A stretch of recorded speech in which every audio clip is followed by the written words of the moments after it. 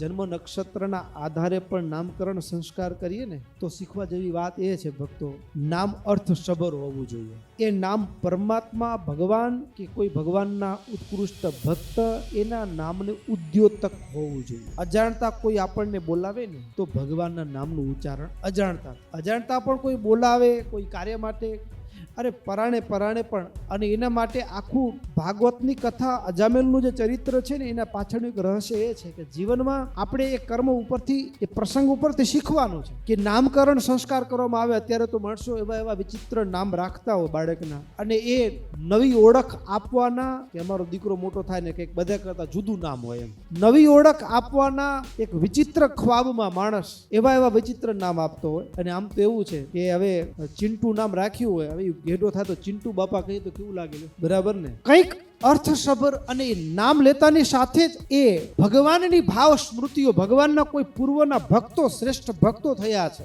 એની ભાવ સ્મૃતિ હૃદય ઉપર આવી જાય ને એવું નામ, કે નામથી પણ એ નામ લેતા અજાણતા પણ આપણું કામ થઈ જાય. અજાણતા પણ એ નામ લેવા માત્રથી પણ અરે આપણું નામ લે અને એનું કામ થાય, એવું અર્થસભર નામ હોવું જોઈએ. જ્યોતિષશાસ્ત્રના આધારે વ્યક્તિના નામ એ એના ગુણોના આધારે, એના જન્મ નક્ષત્રમાં એના બહુધા ઘણા ખરા ગુણોનું દર્શન પણ મળી આવે, અને એના આધારે જો નામકરણ સંસ્કાર કરવામાં આવે તો બહુ સારું થાય.